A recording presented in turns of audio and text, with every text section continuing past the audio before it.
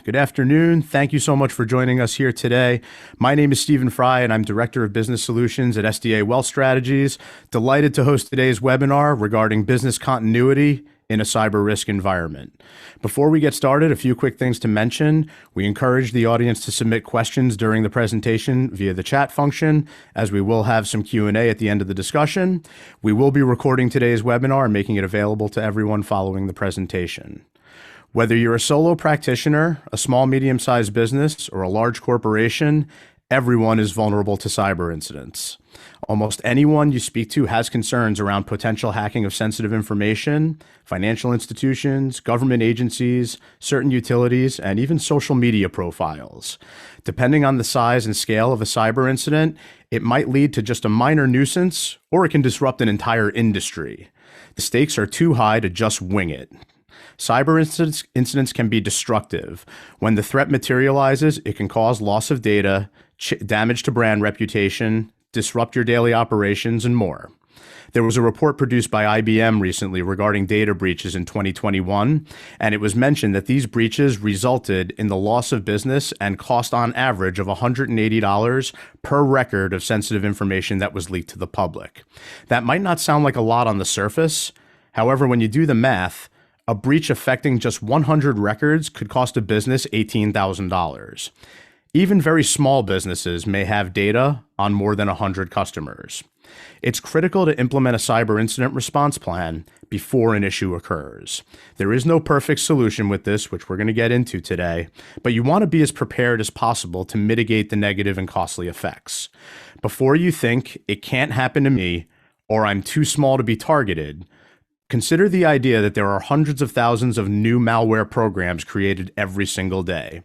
Safe to assume that at least one of these programs could hit your business through a phishing email, hacked hardware, an infected URL, or other means. Business owners can be very reactive, and this is a topic that might not be addressed until something goes horribly wrong, usually because a significant amount of time is spent on the daily operations of the business. On that note, we'd like to thank you all for choosing to spend some of your time today with us. I'm thrilled to be here, especially in some seasoned, tenured company. At this point, I'd like to have our special guests introduce themselves. Mike Wiebe, let's start with you. Thanks, Steve. Great to be here. So if you want to know the real full truth of who I am, you have to go to Always Friday's March 4th broadcast. You get all the details. It has to do with, at the time, a brand new 1973 red Chevy Malibu. But I'm going to give you the brief one. So I've been in risk management for almost 5 decades, starting as a fire protection engineer. For the last 2 decades, as a consultant for my clients, I'm an in-house resource for preparing and protecting them from catastrophe. On my clients' behalf, I work with experts like Mark and Bob and Eric here, to help manage the delivery of their services. In the corporate world, my longest stint was 13 years at IBM, and I was a worldwide risk manager when I left in the 90s. But go to the rebroadcast. It's much more fun and interesting. Well, we'll get to that a little bit later. Eric Goldstein. Hi, Steve. Thanks for having me. My introduction isn't as exciting as Mike's. My name's Eric Goldstein. I'm from G5 Insurance. We're a property and casualty insurance broker. We handle personal and business insurance. Really, our sweet spot is in the small to medium-sized business sector. I've been in insurance a long time, and I'm looking forward to learning from the other panelists myself today as well. Excellent. Bob Caldiero, over to you. Great. Thank you, Steve. I have some similarities to Mike as well.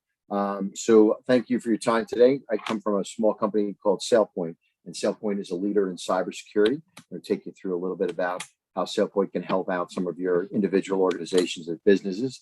I've been with SailPoint for about 3.5, 4 years. And just like Mike, I worked 15 years prior to that at IBM. Been in the software space, so over about 25 years or so. I could tell you were a former colleague, Bob. There you go, Mike. Keep white shirt. Is that a white shirt? Red ties over in the corner. But, thanks again, Steve. He has the acronym translation book under his desk, too. Matt Gutierrez, while we're talking about SailPoint. Hey, Steve, thanks for having us. Yeah, my name is Matt Gutierrez. I am an account executive here at SailPoint. Been working at SailPoint for about 3.5 years. In fact, me and Bob were on the same onboarding class. But very excited to walk through some things here that we have to show you. So thanks. Great. Thanks so much, gentlemen. A little bit about myself. Once again, Steven Frey, Director of Business Solutions at SDA Wealth Strategies. I'm a business consultant and advocate with over 20 years experience. As a veteran sales strategy and business development executive, one of my favorite things to do is bring a unique perspective and understanding on how people, process, and products can help solve some of the most complex business challenges. A great deal of my time is spent cultivating relationships with not only organizational leaders, but their trusted advisors as well, usually with an end goal of delivering best-in-class human capital management and business solutions. I also host a weekly live talk show, as Mike had alluded to earlier, called Always Freyday on talkradio.nyc. This is a weekly reflection on small, medium-sized business topics through the eyes of those business leaders, as well as their trusted advisors.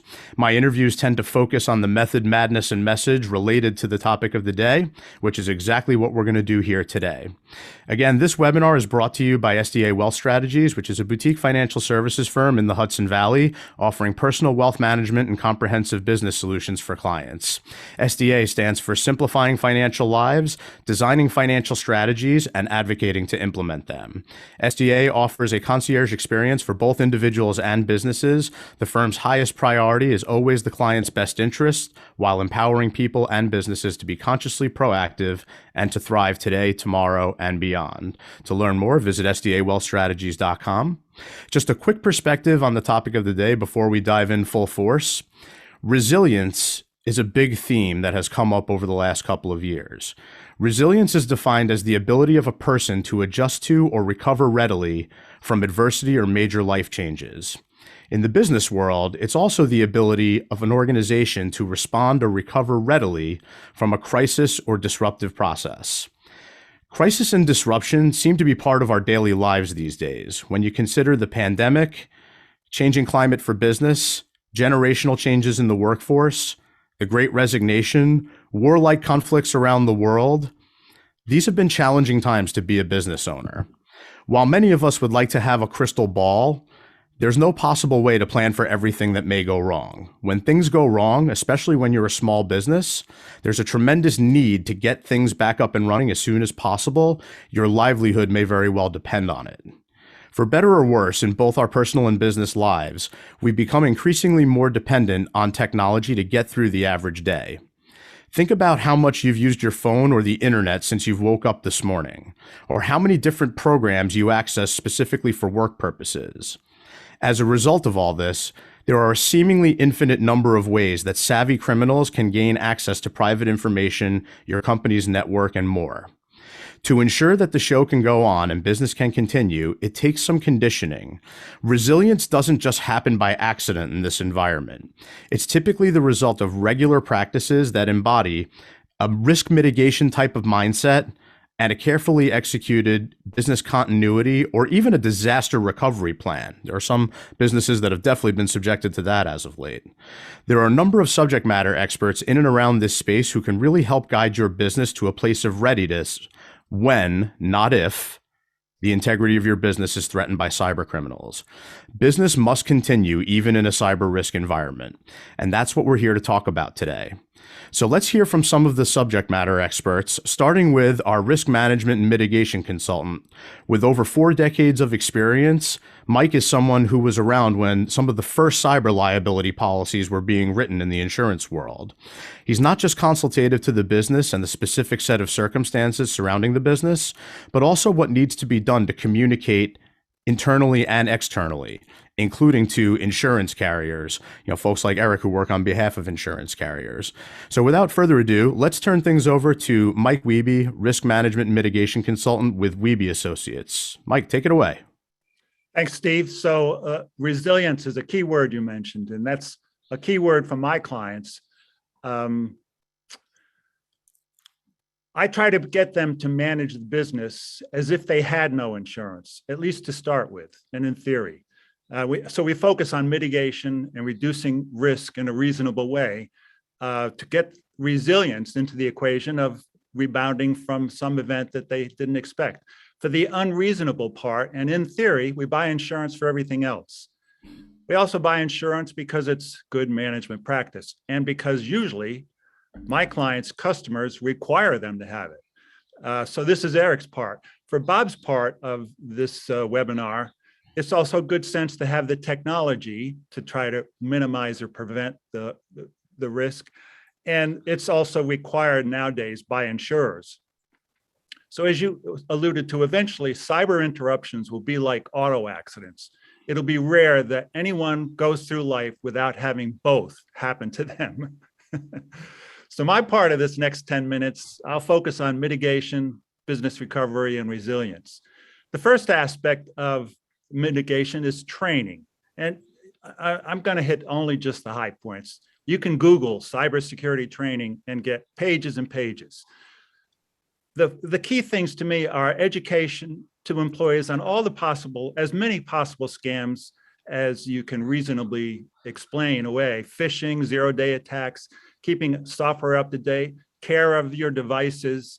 But all of this has to be repeated regularly to employees so that they don't get complacent or forgetful. And always, always, always be suspicious, both personal and with business. Don't ignore it. If you get that little birdie on your shoulder saying, nah, something doesn't seem right, don't ignore it. Listen to that whispering. And at the very least, pick up the phone or speak to the person on the other end of this transaction. And if by some miracle, you can get to them by walking distance, go in person and ask them, did you send this, or is this really what you meant? It's so easy to forget to do the simple things. The other aspect of training and the technology involved in the last couple of years is there are all sorts of cyber war games that can be incorporated into training to make it fun for employees, so that they have security awareness. They learn that they should be defending confidential company information. This is all the kinds of things that can be, educational part of these games. What about infected devices, sample phishing emails, malware, and the employer can track all of this activity so that they can see what employees are learning and also which ones are paying attention to it. And the main purpose here is to get employees to realize this isn't a game. And it's something we have to be focused on all the time. Another aspect of this is the human factors part of it. And there's the old-fashioned notion, don't write down passwords. I think that's poppycock. I do this. I don't want some third party managing all my passwords. I have a code, though. Long before the movie Enigma code, help me here, Steve. Enigma code. Enigma code. Thank you.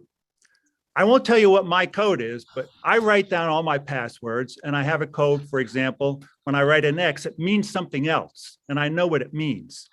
And I never write that part down. Let's be grown-ups. We have to take some responsibility for the things that we do without technology. And just writing them down on a piece of paper. I take a picture of it if I'm going to be traveling somewhere, and then I just leave the paper taped somewhere on my desk.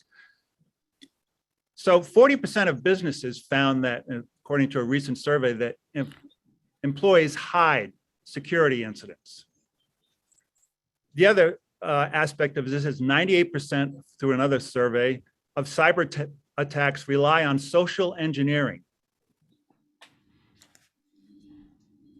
So this is the aspect of tricking employees to give up information in order to allow access or to allow a nefarious character to fake some document. And I have a pet peeve. People who access their bank accounts from their phones deserve what they get.